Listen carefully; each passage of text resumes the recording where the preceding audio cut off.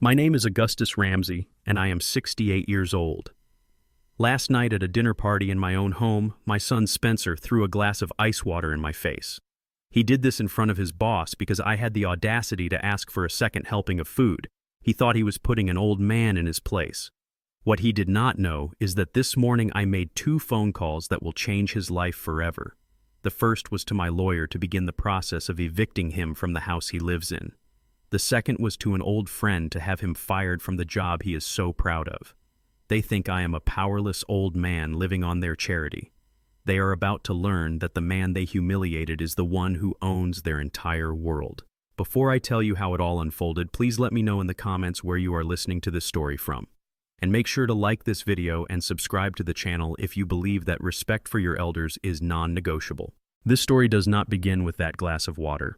It begins weeks earlier with the quiet and persistent chill that had seeped into my life since I moved in with Spencer and his wife Catherine. After my beloved Vivian passed away, the silence in our family home became a weight too heavy to bear alone. Spencer had insisted I come live with them. "It is a massive house," he had said. "More than enough room for all of us." He was right about the size. The house was a sprawling 5-bedroom colonial in a wealthy suburb, a house I had bought for them as a wedding gift, thinking it would be filled with the laughter of my grandchildren. But laughter was a rare sound in those hallways now. Instead, there was a polite quiet, a sterile orderliness that felt more like a hotel than a home. I had my own wing of the house, my own bathroom, my own sitting area, but I had never felt more like an intruder. The chill began at the dinner table. Spencer and Catherine were often late coming home from their important jobs and social events. They would usually bring takeout from one of the trendy, expensive restaurants in the city. On this particular evening, the smell of grilled salmon and roasted asparagus filled the kitchen. Spencer placed a small white box in front of me.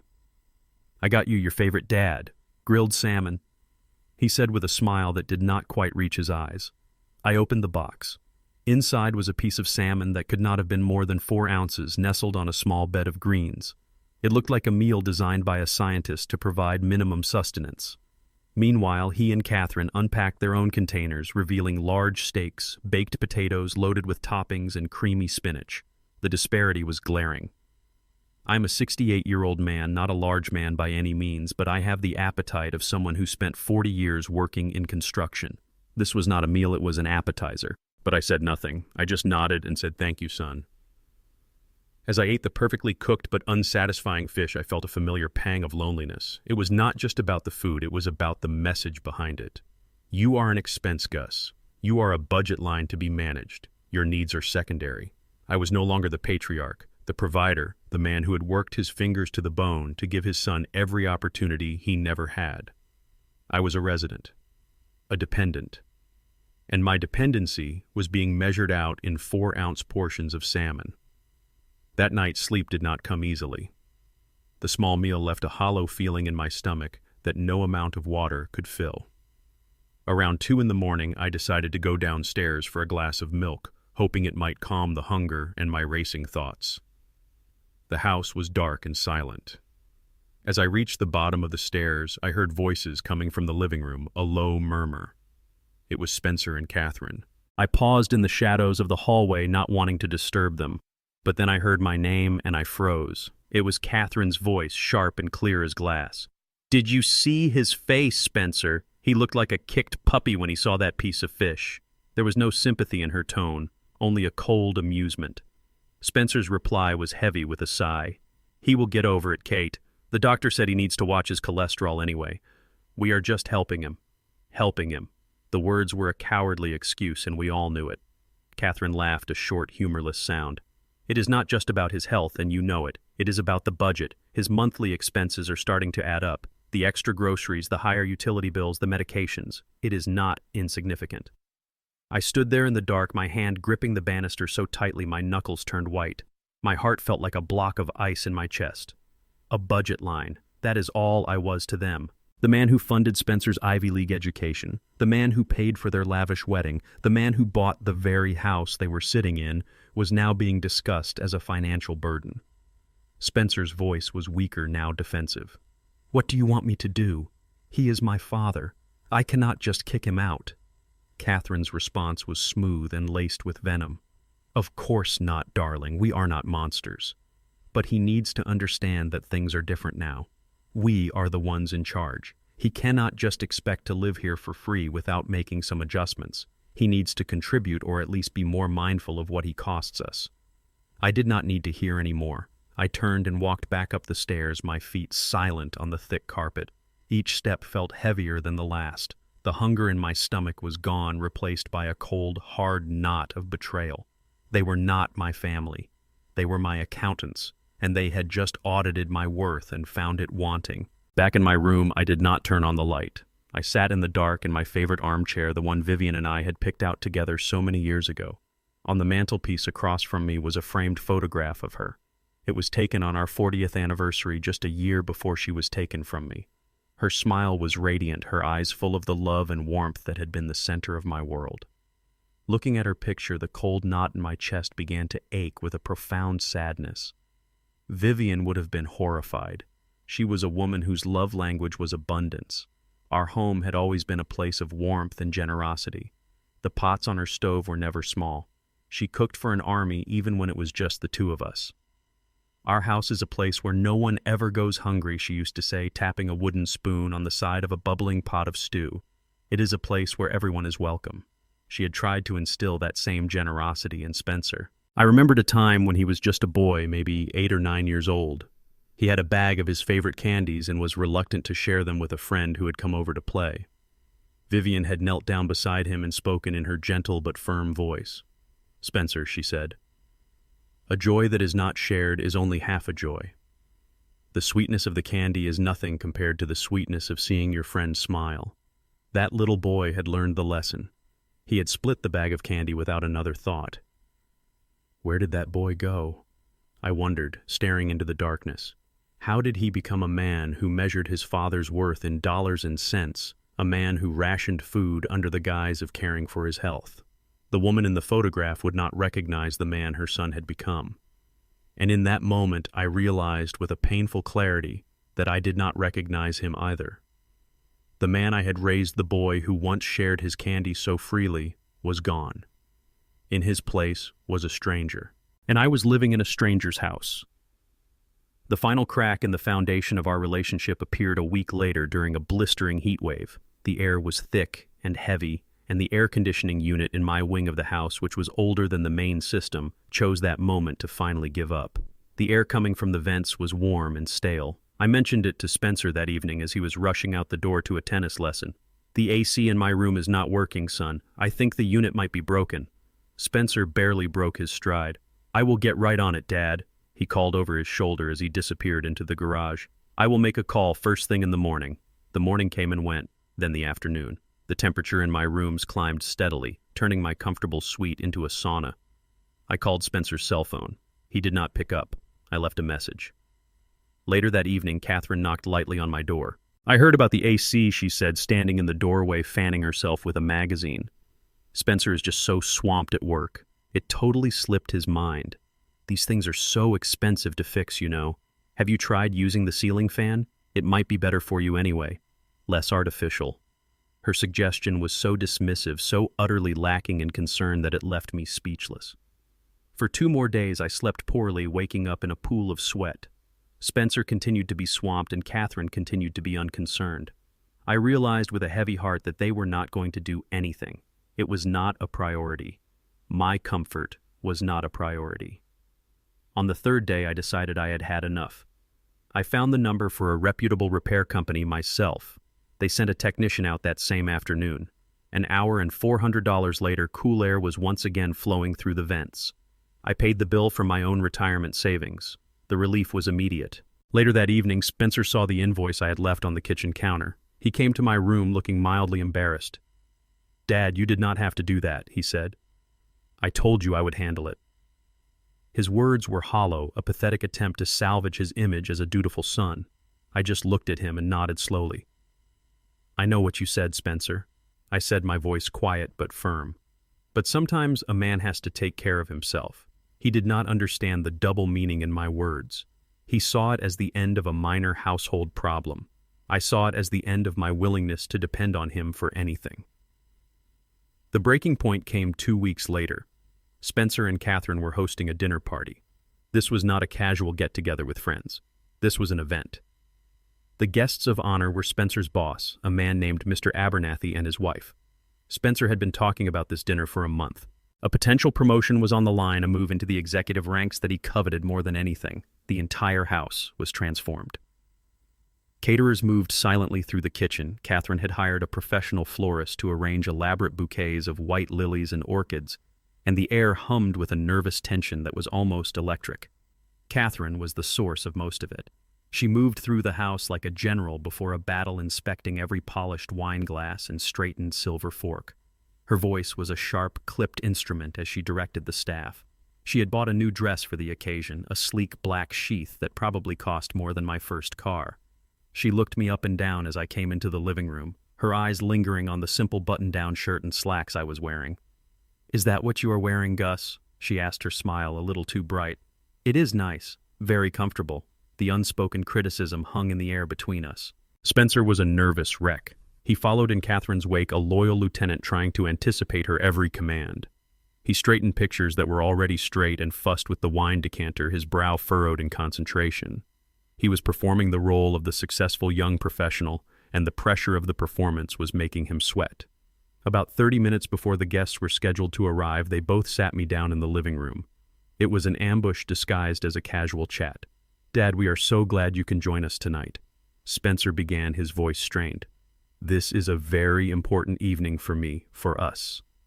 Catherine took over, her tone softer but with an edge of steel.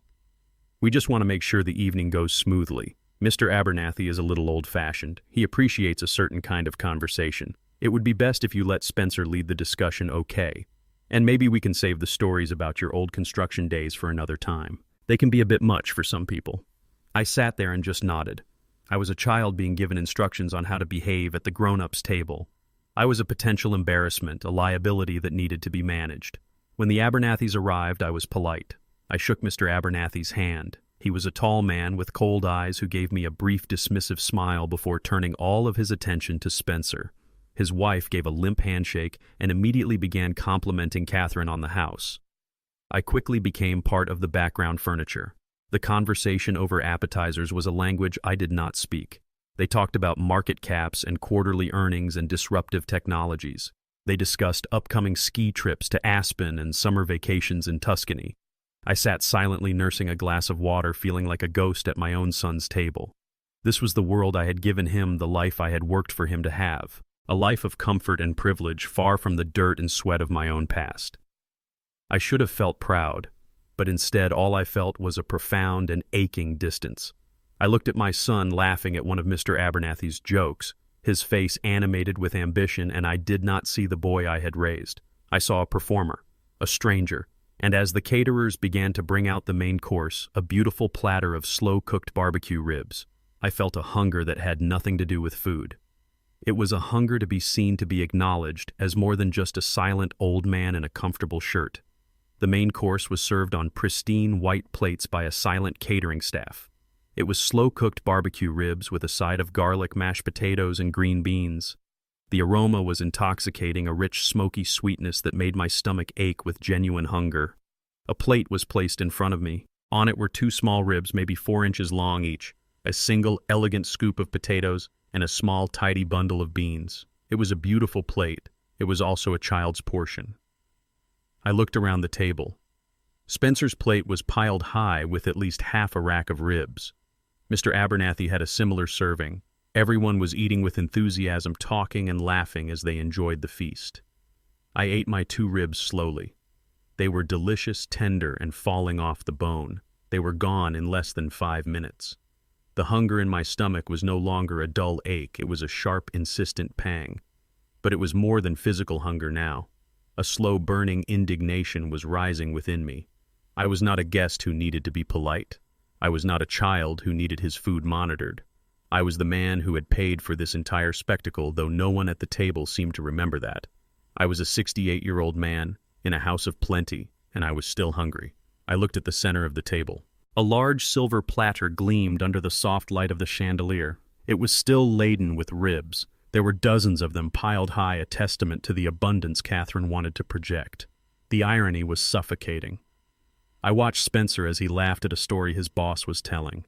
I watched Catherine gracefully sip her wine, playing the part of the perfect hostess. They were so absorbed in their performance, so confident in the world they had constructed for themselves. A world where I was a silent prop. In that moment, a quiet resolve settled over me. I was not going to be invisible anymore. I was not going to accept the portion they had assigned to me in their budget or at their dinner table. I was done being managed. I waited for a brief pause in the conversation when Mr. Abernathy was taking a drink of his wine. I did not raise my voice. I did not sound demanding or angry. My tone was calm, level, and conversational. "Spencer," I said. His head turned toward me, a look of mild surprise on his face. "The ribs are absolutely delicious. Catherine, you have outdone yourselves." Then I looked back at my son and made my simple, reasonable request. "Would you mind passing the platter? I would love to have just one more piece." The words hung in the air. The low hum of conversation at the table did not just quiet down. It stopped. It was as if I had pulled the plug on a stereo. Spencer froze his fork halfway to his mouth. Catherine's painted smile became a thin, tight line. Even Mr. Abernathy stopped chewing and looked from me to Spencer, his eyes filled with a detached curiosity. For a long moment, the only sound was the faint clinking of ice in a water glass. The silence was my answer. Spencer's face, which had been animated and cheerful just moments before, began to flush with a deep, ugly red. It started at his collar and crept up his neck, a rising tide of anger and embarrassment. He shot a quick, panicked look at his boss, then at Catherine. She gave him a tiny, almost imperceptible shake of her head, a clear command to shut me down immediately. Spencer cleared his throat and forced a tight, artificial laugh. "Dad, come on now," he said, his voice a little too loud. "You have had plenty to eat. We need to watch your health, remember. Doctor's orders." He was trying to frame his disrespect as concern, a tactic he had used before. He was painting me as a doddering old man who did not know what was good for him. All eyes at the table were now on me. I could feel their collective gaze, a mixture of pity and uncomfortable curiosity. I did not get angry. I did not raise my voice. I met my son's gaze with a calm and steady look. "I appreciate your concern for my health, son. I truly do," I said, my voice even and measured. "But I feel perfectly fine.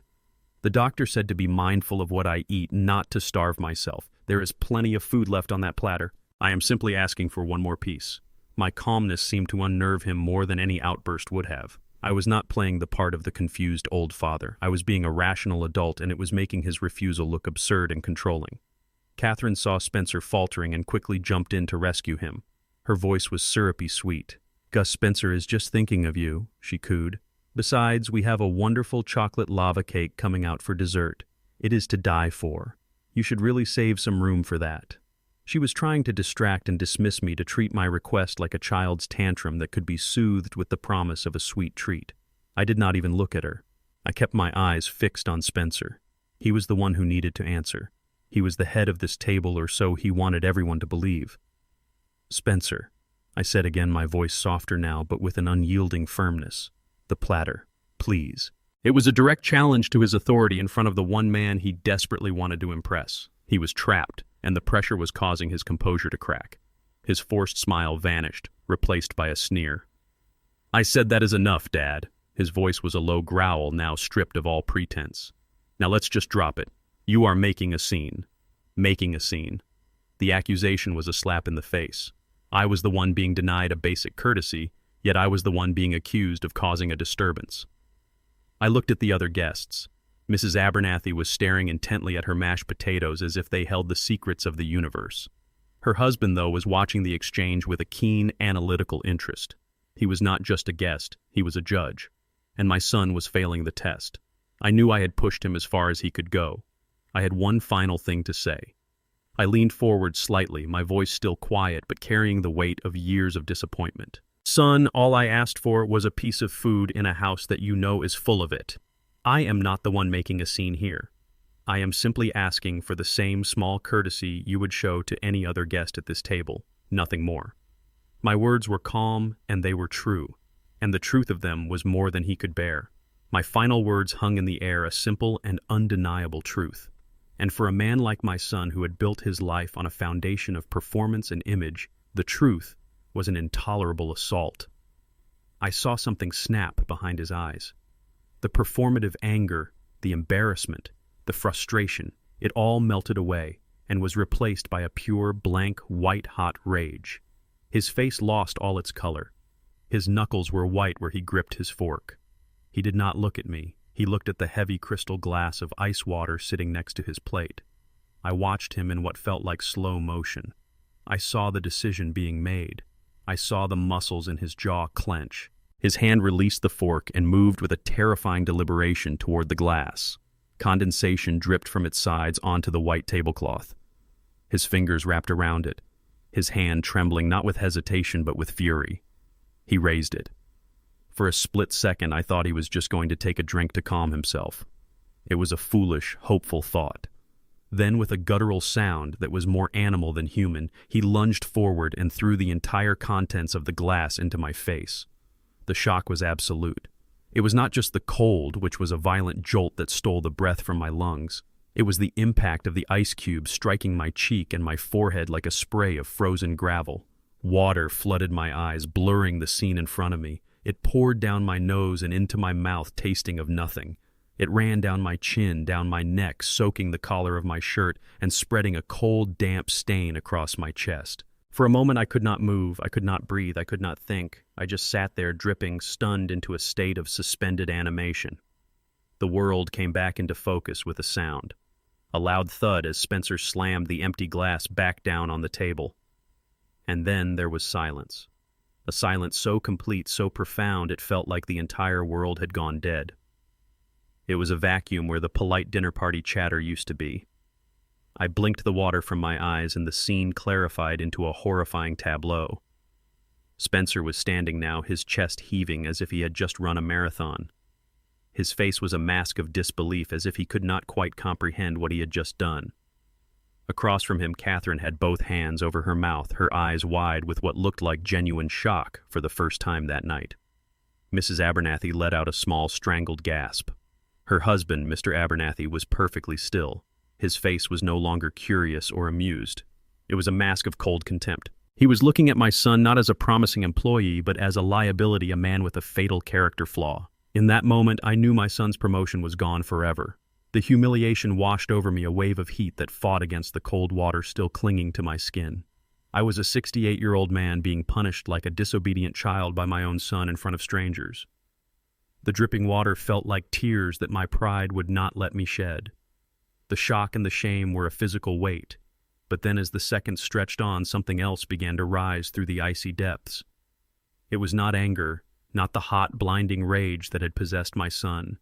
It was something colder, something harder.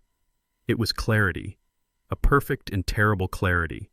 The loving father in me, the man who had excused his son's changing behavior, the man who held on to the memory of the boy he had raised, died in that chair. In his place, a different man was born, a man who saw the world not through the soft filter of paternal love, but through the sharp lens of reality. My son had not just thrown water at me, he had made a statement. He had declared that I was worthless to him, that my feelings, my dignity, my very presence were an inconvenience to be violently swept aside when they interfered with his ambitions. He had shown me exactly who he was, and in that cold, clear moment of understanding, I decided to believe him. The path forward was no longer about seeking his love or his respect. That was a fool's errand. The path forward was about justice. It was about rebalancing the scales. All the assets, all the legal structures, all the financial power I had retained, it all came into focus not as a safety net for my old age, but as an arsenal. The war had been declared, and I had just been handed my weapons. The pain in my chest solidified from a raw emotional wound into a cold, hard stone of purpose. I slowly and deliberately reached for the white cloth napkin next to my plate. I did not rush. Every movement was calm and measured. I unfolded it and began to wipe the water from my face, from my eyes, my cheeks, my chin. I did not look at my son. I did not look at anyone. When my face was dry, I folded the napkin, placed it gently on the table, stood up, pushed my chair silently back into place, turned around, and walked out of the dining room without a single word. I left them all to sit there in the deafening silence of what they had done. I walked out of the dining room with my back straight and my head held high. I did not slam any doors. I did not make a sound. Each step I took on the plush runner in the hallway was deliberate, a silent retreat from a battle I had no intention of fighting on their terms. Behind me I heard the eruption of panicked whispers, the frantic scraping of chairs, the hurried and awkward goodbyes of the Abernathys. The dinner party was over. The performance had ended in disaster. I did not look back. I continued down the hall to my wing of the house, opened the door to my suite, and closed it softly behind me. And then I did something I had not done in the entire 2 years I had lived there. I turned the deadbolt. The heavy click of the lock sliding into place was the loudest sound in the world. It was a sound of finality, a line being drawn, a chapter being closed. This was no longer a part of their house where I happened to live. It was my fortress. And the siege was about to begin. I sat in the darkness of my sitting room and I listened. I heard the front door open and close, signaling the hasty departure of the guests.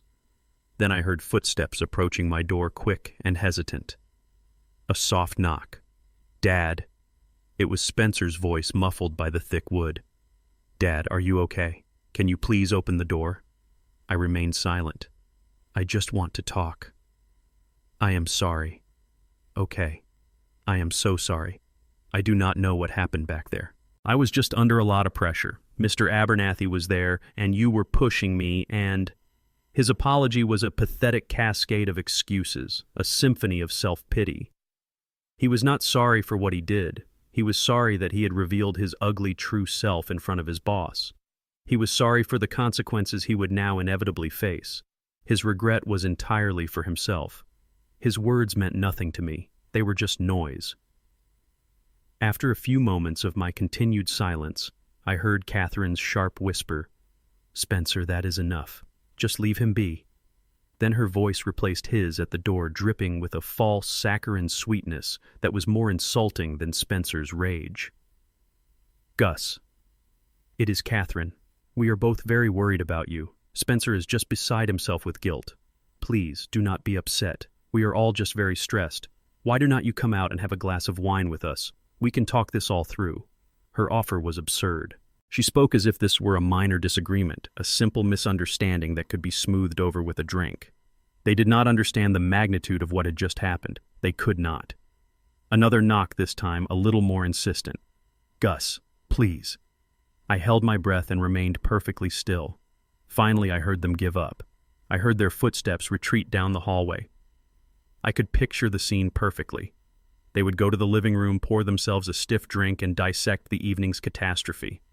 They would tell themselves that I was being overly sensitive, that I was an old man having an emotional outburst.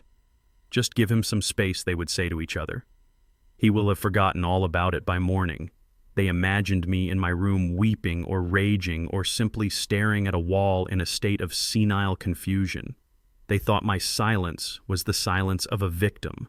They had no idea it was the silence of a predator. Once the house fell quiet, I did not weep. I did not feel the need to pace the room in anger. I simply sat in my armchair and breathed. I let the last remnants of that fiery public humiliation burn away. I let the hurt and the shock recede like a tide going out to sea, and what was left on the shore was not sadness. It was a cold, calm, and unshakable purpose. After several minutes of quiet contemplation, I stood up. I walked across the room and turned on a single small desk lamp. It cast a pool of focused yellow light on my large oak desk, illuminating the work ahead. I ignored the bed. Sleep was an indulgence I could not afford tonight. Instead, I walked over to a handsome built-in bookcase that lined one of the walls. To the casual observer, it looked like a simple piece of furniture filled with old engineering textbooks and classic novels. But I knew its secret. I reached in, pressed a nearly invisible section of the woodwork, and a panel swung silently inward, revealing the cool gray steel of a digital safe. Spencer and Catherine did not even know it existed. They saw me as a simple man, a relic from a bygone era who did not understand the complexities of the modern world. They had no idea how meticulously my dear Vivian and I had planned for the future.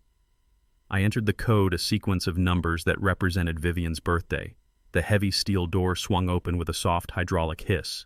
Inside, there were no stacks of cash or flashy jewelry. There were files, dozens of them, all perfectly organized in labeled folders. Deeds to properties, stock portfolios, bank account statements, insurance policies. And right in the center was a thick, dark blue leather-bound portfolio with gold lettering on the spine, the Ramsey Family Trust. I lifted the portfolio from the safe. It felt heavy in my hands, heavy with the weight of responsibility and the power it contained. I carried it over to the desk and sat down. I opened it and spread the documents across the polished wood under the lamplight. I did not feel a single pang of nostalgia or sadness. I felt like a general unrolling his battle maps before a decisive engagement. Every document, every clause, every signature was a weapon in my arsenal. I turned on my laptop, its quiet hum joining the ticking of the clock on my mantelpiece. Spencer had never once asked about the specifics of the family finances. He had accepted the expensive education, the down payment on this very house, the seed money for his first car, all of it as his birthright. His entitlement had made him ignorant. His privilege had made him blind. He had no idea that his entire luxurious lifestyle was not built on his own salary, but was propped up by the careful and complex financial structures his mother and I had spent a lifetime building. He thought he was the master of his own universe. He was about to learn he was merely a tenant, and his lease had just expired. I was not a broken old man nursing a wounded pride. I was an engineer reviewing a faulty structure, and I knew exactly where the load-bearing walls were. And I knew exactly how to bring the whole thing down.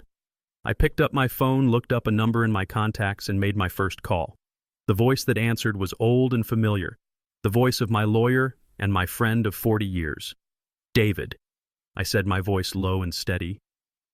"It is Gus. I am sorry to call so late, but I need your help. Something has happened. We need to set a few things in motion." Under the focused beam of the desk lamp, the documents in the blue leather portfolio seemed to come alive. These were not just papers. They were the blueprints of my life with Vivian, the architecture of the future we had so carefully designed together. I ran my fingers over the first page, a heavy cream-colored stock with the words, "The Ramsey Family Trust," embossed at the top. The lawyer we had hired had been the best, a sharp old man with a reputation for creating ironclad legal structures. I remembered the day Vivian and I sat in his mahogany-paneled office 25 years ago. Spencer had just graduated from college, full of ambition and a sense of entitlement that already worried his mother. Vivian had been the driving force behind the trust. I was a builder, a man who understood concrete and steel. She was the architect of our family's future. I remember her turning to me in that office, her expression serious. "Gus," she had said, "we have worked hard. We have been blessed. We are going to give our son a wonderful start in life, but we are not going to give him a blank check. We have to give him a roadmap, not just a destination. He needs to understand that this family is built on respect and hard work, not just money." I had trusted her judgment implicitly, and now looking at the words on the page, I saw her wisdom, her incredible foresight staring back at me across the years. The trust was her masterpiece, and I was its sole caretaker. I flipped through the pages. Our signatures were on everyone's mind, bold and straightforward, hers a graceful, elegant script. It was a revocable living trust, a complex instrument designed to protect our assets and provide for our family for generations. But it was not a simple inheritance. It was a system of checks and balances, a moral compass written in legal language. I paused at the section titled Trustees and Beneficiaries. As I read the carefully crafted paragraphs, the full extent of the power I held began to dawn on me. I was listed as the grantor and the primary trustee. Vivian had been the co-trustee. Upon the death of one trustee, the document stated the surviving trustee shall assume full and singular authority over all trust assets and decisions. Full and singular authority. The words echoed in the silent room. Spencer was named as the primary beneficiary, but his status was conditional. He was entitled to receive income and support from the trust at the discretion of the trustee. At the discretion of the trustee. The phrase was a hammer blow. Catherine was listed as a secondary beneficiary, her status entirely dependent on her continued marriage to Spencer. She had no independent claim on anything. And then I found it. The clause that Vivian had insisted upon over the objections of our lawyer, who called it unconventional. She had called it the Family Integrity and Conduct Clause. It was her brilliant stroke of genius, her fail-safe against the very poison that had now infected my son. The clause was long and dense with legalese, but its meaning was brutally clear. It stated that if any beneficiary engaged in behavior deemed detrimental to the reputation of the Ramsey family name or acted in a manner that demonstrated a gross lack of respect, care, or filial piety toward another immediate family member, the trustee had the unilateral right to take action. The actions were laid out in a numbered list. A. Temporarily suspend all financial distributions. B. Restrict access to trust-owned properties. C. In extreme cases, permanently disinherit the beneficiary and reassign their portion of the trust to other beneficiaries or to a designated charity. Gross lack of respect. Filial piety. Hitting your 68-year-old father in the face with a glass of ice water in front of your boss because he asked for another rib certainly qualified. I leaned back in my chair, my breath catching in my throat. This was not just a legal document. It was a prophecy. Vivian had seen this coming. She had seen the potential for wealth to corrupt, for entitlement to rot the core of the boy we had raised. She had built a firewall into the very foundations of our family to protect it from this exact kind of moral bankruptcy. I continued reading, my eyes scanning the asset schedules attached at the back. And the true scale of Spencer's ignorance was laid bare. This house, the one he and Catherine so proudly showed off to their friends, was not legally theirs. The deed was held by the Ramsey Family Trust. The sprawling stock portfolio that paid for their vacations and their luxury cars was not in their names. It was a trust asset. The joint bank account they used for their daily expenses was not truly theirs either. It was a discretionary distribution account funded on a monthly basis directly from the trust. They were not homeowners. They were tenants. They were not investors. They were allowances. They were living a life they thought they owned, but in reality, they were just borrowing it. And I was the landlord. I was the banker. I was the man who could, with a few phone calls and a few signatures, turn off the gilded tap from which their entire privileged world flowed. A wave of profound sadness washed over me for what my son had become. He had traded the genuine wealth of family and respect for the cheap illusion of material success. But sadness was a luxury, and it was quickly replaced by a cold, resolute certainty. My son's act of public humiliation was not just an insult to me. It was a violation of the very principles upon which his entire life was built. It was a betrayal of his mother's legacy. My duty was clear. I was not acting out of a desire for revenge, though a grim satisfaction was beginning to bloom in my chest. I was acting as the trustee of Vivian's will. I was enforcing the terms and conditions of her love. My phone buzzed on the desk. It was a text message from Spencer. "Dad, please, just talk to me. We can fix this."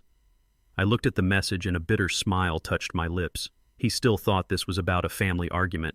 He still thought this could be fixed with a few hollow words of apology. He had no idea he was standing in a house that was about to be demolished.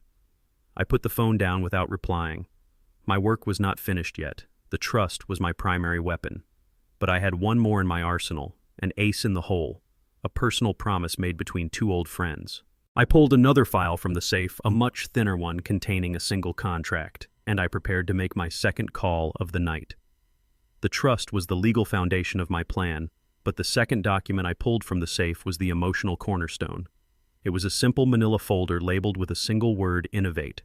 Inside was a contract, a seed investment agreement dated 15 years ago. It was for $250,000, a sum that represented a significant portion of my life savings at the time. The investment was in a fledgling tech startup called Innovate Solutions, founded by an old friend of mine, Michael Vance. I remembered the day I signed it as if it were yesterday. Spencer had been out of college for a year. He had a prestigious marketing degree, but the job market was tough. He was growing frustrated and despondent working an unpaid internship that was going nowhere.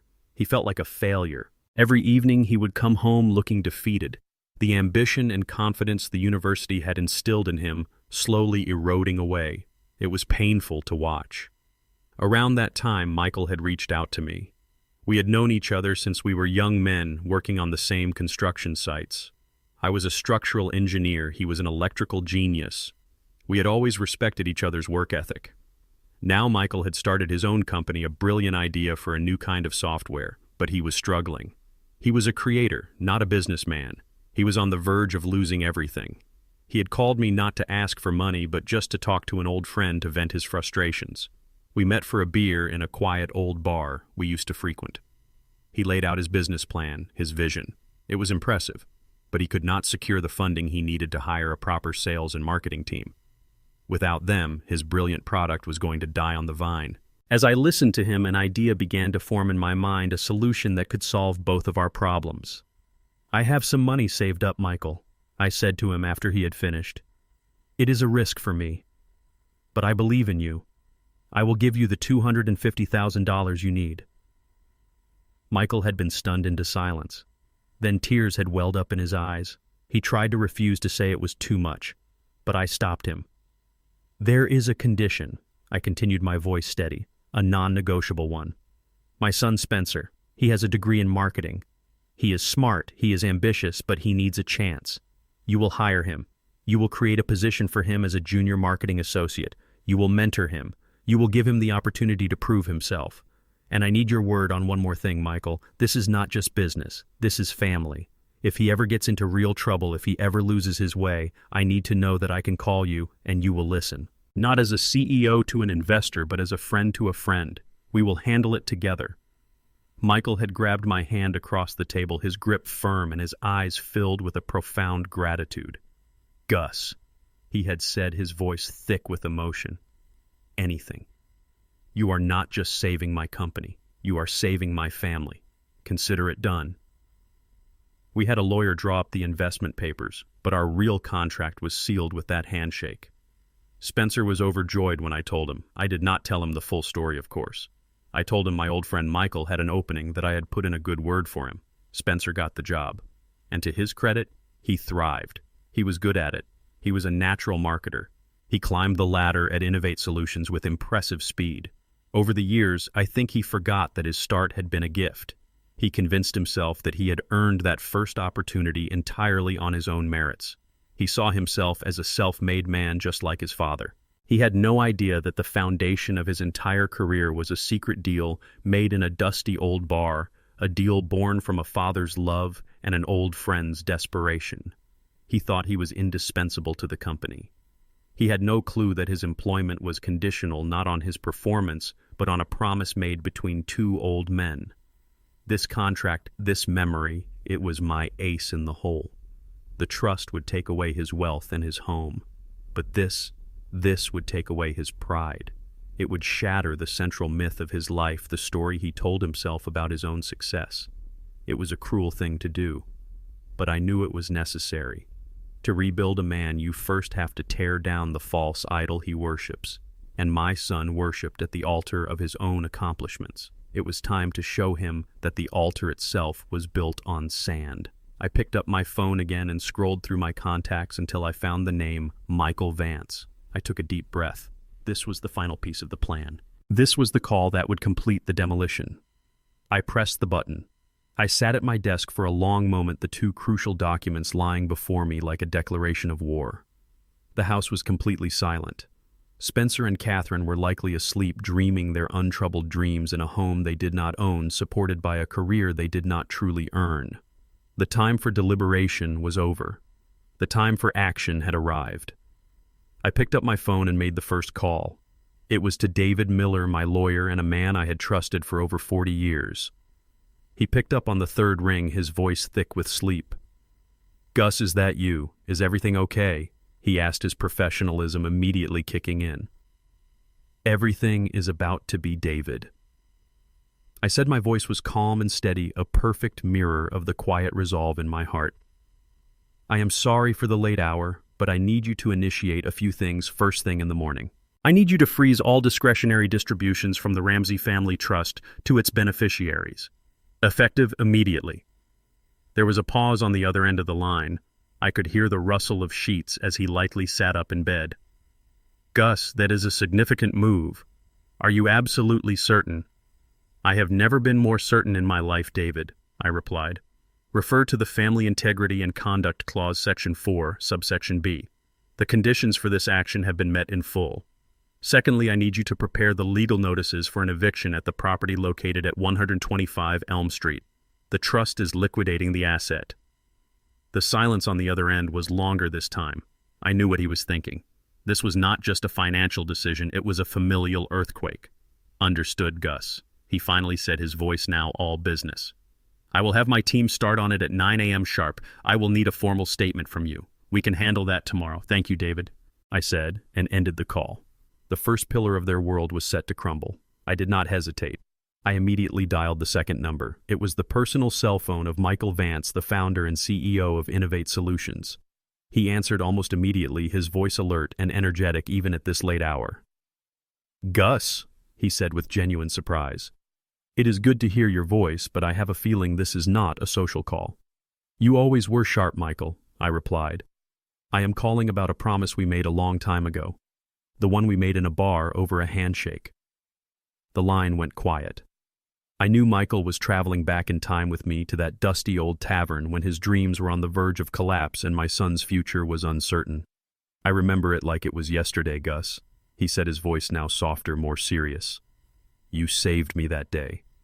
I am calling in the favor, Michael, I said. My son has lost his way.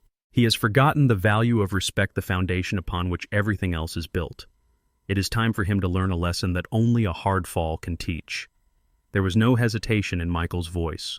What do you need me to do, Gus? You know I will do anything. His position at Innovate. It needs to be terminated. I want you to let him go. Call it a corporate restructuring, whatever you need to. But his time with your company is over. Michael sighed, a heavy sound of regret, but not of refusal. Gus, he is a top performer. Are you sure this is what you want? He is a good employee, Michael, I replied. But he is no longer a good man. And our deal was about family, I am sure. All right, Gus, for you, it is done. I will handle it personally in the morning. Thank you, my friend, I said. No, Gus. Michael's voice was firm. Thank you. The debt was always mine.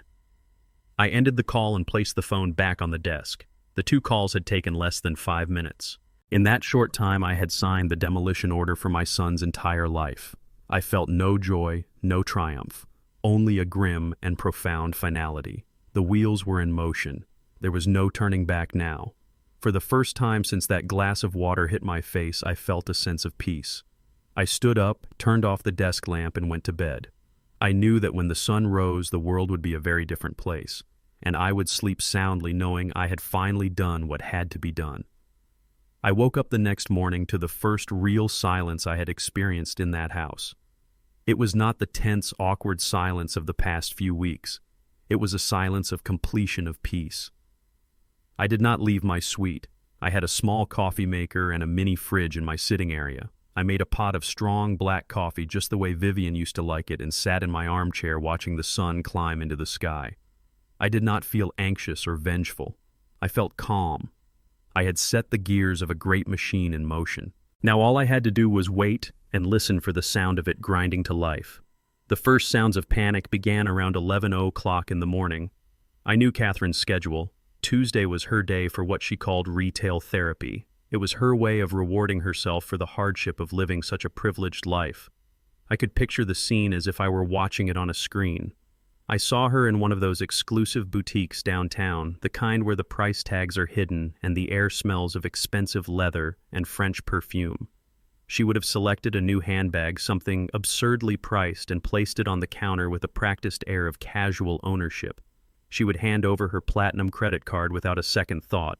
And then the first gear would engage. The polite smile on the sales assistant's face would falter. "I am so sorry, Mrs. Ramsey. The card has been declined." Catherine's first reaction would be disbelief followed by irritation. "That is impossible." She would snap. "Run it again." The assistant would obey, and the result would be the same. Declined. The irritation would then curdle into a hot flash of public humiliation. I could see her fumbling in her designer wallet for a different card, an American Express, a Visa. Each one handed over with diminishing confidence. Each one met with the same quiet, apologetic denial. Declined. Declined. Declined. I imagined her leaving the store empty-handed, her face a mask of fury, the judgment of the other wealthy patrons a physical weight on her shoulders. She would have stormed out and driven home at a dangerous speed. The sound of the front door slamming told me my calculations were correct. I heard her shouting for Spencer, her voice high and shrill. "Spencer, what is going on? Every single one of my credit cards was just declined. Do you have any idea how embarrassing that was?" Spencer's voice was muffled at first, annoyed and dismissive. "Relax, Kate. It is probably just a technical issue." "Call the bank. I did call the bank, you idiot," she shrieked. "They said the primary account holder has frozen all activity. They said to speak to you. Did you not pay the bill, Spencer? Did you mess something up?" The accusation hung in the air. I heard the scraping of a chair as Spencer likely got up from his home office desk, annoyed at being interrupted. "Let me see," he would have said with a sigh, opening his laptop to log into their main bank account. This was the moment the second much larger gear would fall into place. I could hear their angry murmurs from down the hall, and then a sudden and complete silence. It was a different kind of silence than the one I had woken up to. This one was filled with shock and disbelief. After a long moment, I heard Spencer's voice, a choked whisper. "The money. Kate, the money is gone." Catherine's response was a sharp, confused laugh. "What do you mean, gone?" "Stop joking around. Spencer, this is not funny. It is gone." He repeated, his voice rising in panic. "The savings account, the checking account. It is all empty. There is barely $1,000 left." I could hear Catherine rushing over to the laptop. I heard a small gasp. "What happened?" she stammered. "Where did it go? Did we get hacked? Were we robbed?" They would have started blaming each other, then their unified front crumbling at the first sign of real trouble. "You and your ridiculous spending," he would accuse. "You and your stupid stock market tips," she would fire back. And then in the middle of their frantic, panicked argument, the final gear would click into place in my son's mind. A horrifying realization. "Wait a minute," I heard him say, his voice suddenly low and cold. "My father. This has to be him." I took a slow sip of my coffee. The machine was now fully operational, and the noise was just beginning. I did not have to wait long. I heard them before I saw them. The sound of furious footsteps pounding down the hallway, a frantic two-person stampede. The door to my suite was not opened. It was thrown open, crashing against the interior wall with a sound that cracked the morning silence. Spencer stood in the doorway, his face pale and blotchy with rage. His hair was a mess, as if he had been running his hands through it repeatedly. He was still in his expensive pajamas, but he looked like a cornered animal, not a successful executive. Catherine hovered behind him, her face a mask of pure panic. "What did you do?" Spencer bellowed, his voice cracking with a mixture of fury and fear. "What did you do with our money? How could you?" He was treating me like a common thief who had broken into his house, not a father who had built it. I did not rise from my chair. I did not flinch. I was dressed in a freshly pressed gray suit with a crisp white shirt and a simple dark blue tie. On the desk in front of me, the leather portfolio containing the trust documents lay open. I looked at my hysterical son, and I felt nothing but a profound and distant pity. I gestured to the empty armchair opposite my desk. "Close the door, Spencer, and please sit down. Catherine, you should sit as well. This is a conversation you both need to hear." My calmness seemed to infuriate him even more. "Sit down," he scoffed. "I do not want to sit down. I want you to put the money back right now. That is our life savings. That is where your first and most fundamental mistake lies, son." I said. My voice was quiet, unemotional, the voice of a man stating a simple fact. It was never your money. It was never your savings. Spencer just stared at me, his mouth hanging slightly open. He looked at me as if I had suddenly started speaking a foreign language. He shook his head in disbelief. "What are you talking about, a trust? That is insane. I earned that money. That is my salary from Innovate, my bonuses, my stock options. I worked for that." "Yes, you worked," I acknowledged with a slight nod. "You have a job. You earn a salary. But you seem to be confused about what happens to that salary after it is earned. You see, when your mother and I were planning our future, we decided to create a legal structure to protect the family's assets. It is called the Ramsey Family Trust. It was designed to provide for you and your future family while ensuring that the wealth we built was managed responsibly. It was a gift, Spencer, a safety net. You were so busy enjoying the gift that you never bothered to read the instructions that came with it." I gestured to the papers on my desk. "This trust is the legal owner of most of the assets you consider yours. This house, for example, the deed is in the name of the trust. The vast investment portfolio that generates the income you live so comfortably on is a trust asset. Even the primary bank account that your salary is deposited into is a trust-owned account. You have been living on a very generous and very well-managed allowance, Spencer. An allowance that you mistakenly believed was an accomplishment. His face had gone from red with anger to a ghostly white. He finally sank into the chair, his legs seeming to give out from under him. Catherine just stared at me, her carefully constructed world dissolving before her eyes. "But this is not possible," Spencer stammered. "I signed the checks, I moved the money, you have access." I corrected him gently. "You were granted access by the trustee. Your mother and I were co-trustees. Now I am the sole trustee. The trust gives me full and singular authority over all its assets and all distributions. You were never in control, Spencer. You just had the illusion of control. And now we come to the reason for our current situation. Your mother was a very wise woman. She worried that great wealth without strong values could become a poison. So she insisted that our lawyer include a special section. She called it the Family Integrity and Conduct Clause. I picked up the relevant page, holding it so he could see the official letterhead. I am going to read a portion of it to you now. If any beneficiary engages in behavior deemed detrimental to the reputation of the Ramsey family name, or acts in a manner that demonstrates a gross lack of respect, care, or filial piety toward another immediate family member, the trustee shall have the unilateral right to take corrective action, including but not limited to the immediate suspension of all financial distributions. I put the paper down and looked directly into my son's eyes. When you threw that glass of water in my face last night, Spencer, you did more than just insult an old man. You violated the core principle of the legal document that governs your entire financial existence. You triggered the clause. As the sole trustee, I am not just entitled, I am obligated by the terms your mother and I created to take action. So I have. All discretionary distributions have been suspended. The credit cards have been frozen. The accounts have been secured. As of 9 o'clock this morning, your allowance has been cut off. He said nothing. He could not. The rage had been extinguished, replaced by the dawning horror of the truth. He had not been fighting with his father. He had been fighting with the law, and he had lost. I closed the portfolio with a soft final thud. "This is not a punishment, son," I said, my voice quiet but firm. "It is a consequence. This is not about my wounded feelings. It is about the rules you never bothered to learn."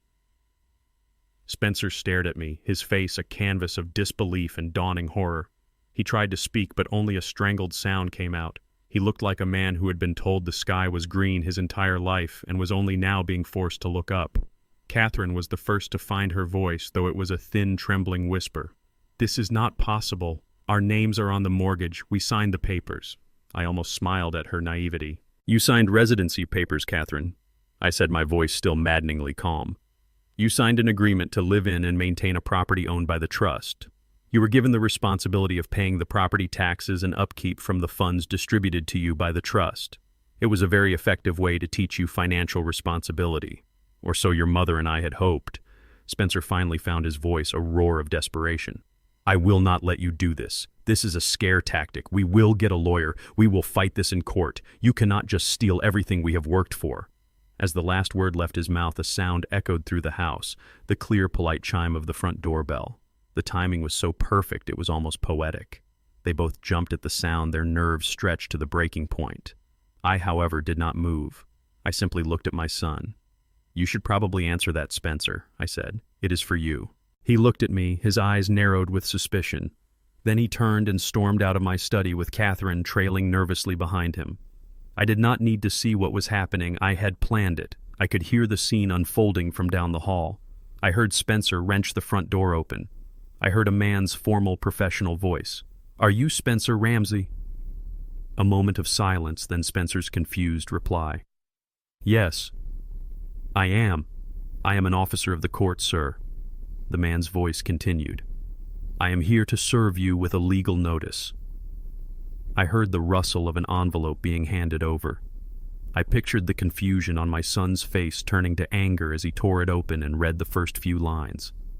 Then I heard the front door slam shut.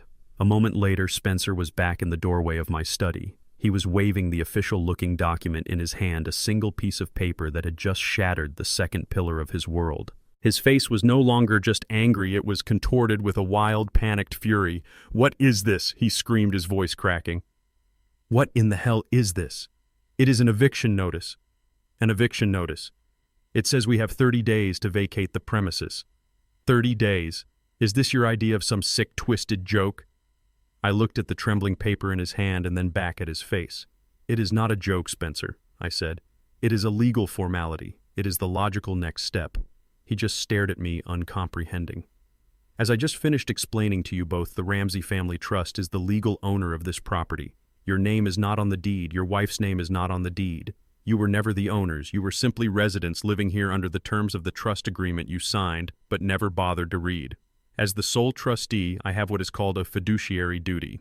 That means I have a legal and ethical obligation to manage the trust's assets responsibly. Given your recent conduct, which was a clear violation of the trust's integrity clause, allowing you to continue living in the trust's most valuable physical asset would be a dereliction of that duty. Therefore, the trust is exercising its right to sell the property." His mouth opened and closed, but no words came out.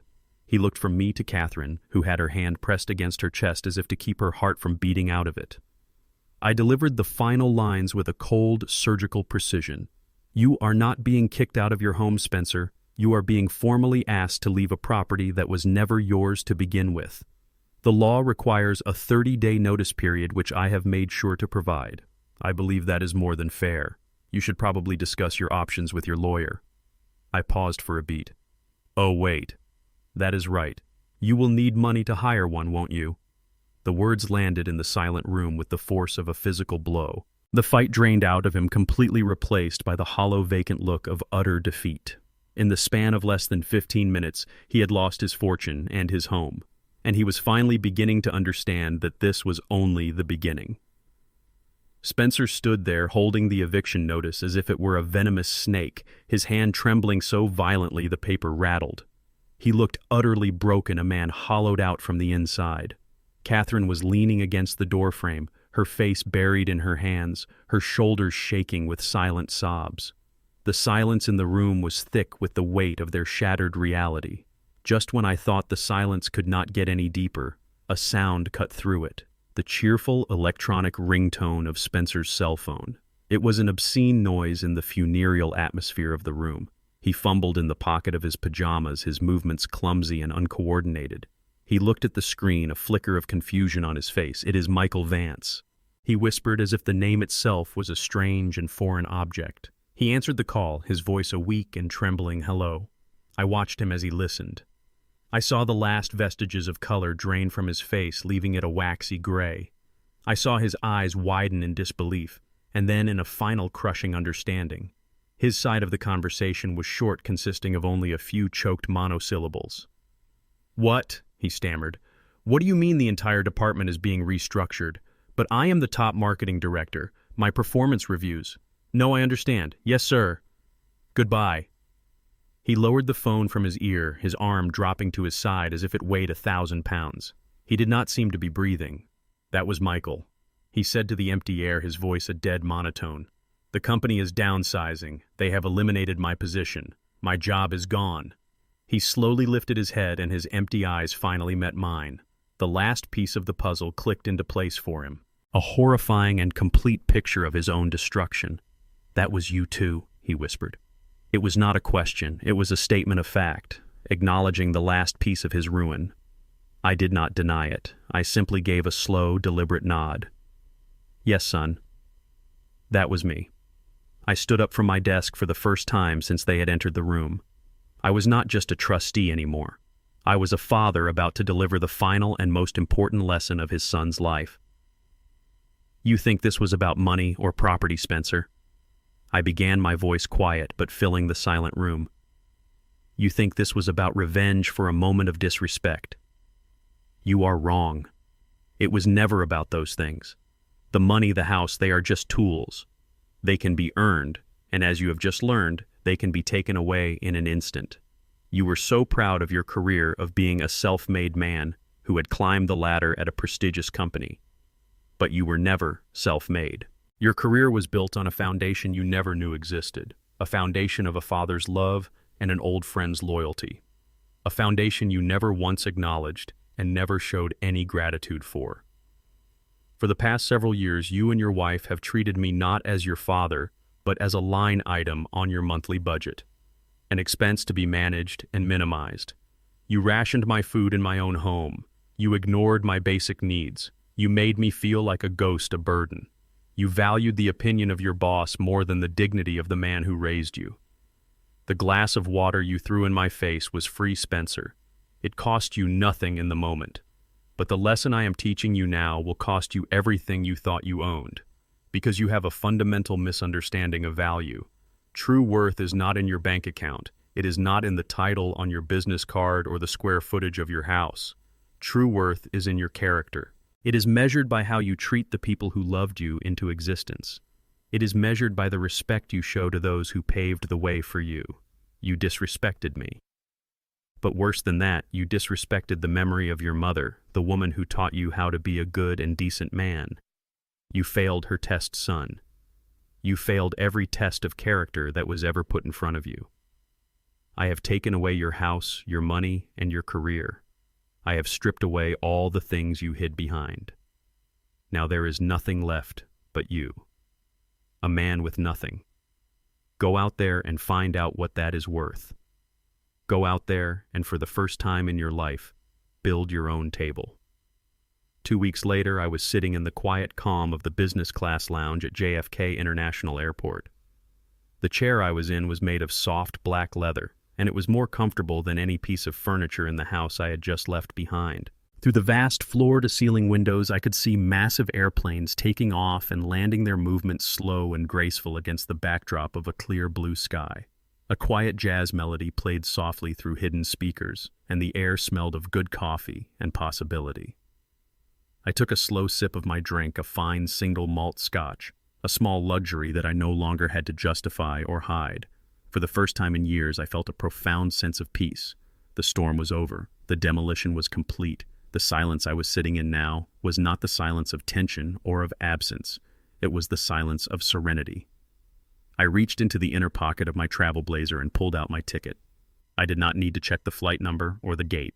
I just wanted to look at it one more time. The destination was printed in bold black letters, Accra, Ghana. It was the place Vivian and I had always dreamed of visiting, a journey back to the roots we had only read about in books. And just below the destination were the two most beautiful words I had ever read, one way. This was not a vacation. This was a relocation. I was not running away from my old life. I was walking toward a new one. I felt no guilt, no lingering anger.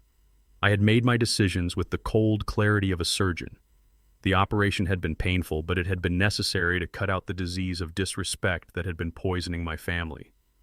I had done my duty as the trustee of Vivian's legacy, and I had done my final duty as a father. I had given my son the one thing he had never had before, a rock bottom from which to build a life of his own. Whether he would build it with integrity and character or not was no longer my concern. My work was done. A polite announcement echoed through the lounge, signaling the boarding for my flight. I finished the last of my scotch, the warmth spreading through my chest. I stood up, gathered my carry-on bag, and walked toward the gate. Each step felt light, unburdened. I was not just walking onto an airplane. I was walking toward the rest of my life. And I was doing it for me, and for Vivian. Before I put my phone away, I had one final piece of business to attend to. I opened my personal banking app, an account separate from the trust, an account that belonged only to me. My lawyer had given me the details for a new bare-bones checking account that Spencer had been forced to open a few days ago. I initiated a wire transfer. The amount was not random. It was exactly $5,000.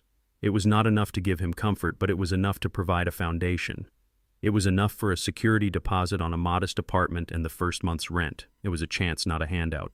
In the memo section for the transfer, I did not write a long emotional message. I typed just a few simple words. A final lesson, and the only inheritance he was going to get. Build a life of character, not of comfort. Earn your own respect. This is the last gift. I pressed confirm. The screen flashed a confirmation message. The money was gone. The final tie had been cut. I closed the app and turned off the phone. The account was settled.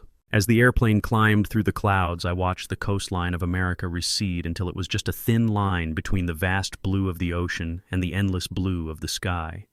With it, I felt the last years of my life, the years of quiet indignity, the years of feeling like a ghost in my own family just fall away. I was not filled with sadness or regret. I was filled with a lightness I had not felt since I was a young man. I thought of Vivian, and I could almost feel her hand in mine. I imagined her smiling, looking out the window with that same spark of adventure in her eyes that I felt in my own heart. We were finally taking our trip together. This was not an ending, it was a beginning.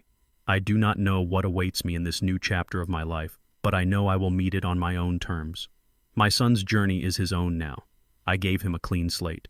Whether he builds a life of value upon it is up to him. My journey is finally mine again. The most important lesson I learned was not about wealth or power. It was that it is never too late to demand respect, and it is never too late to reclaim your own life. This story teaches us that true wealth is not measured by our bank accounts or possessions, but by the strength of our character and the respect we show to others. We often chase the illusion of success, forgetting that a life built on a foundation of entitlement and disrespect is a house of cards ready to collapse.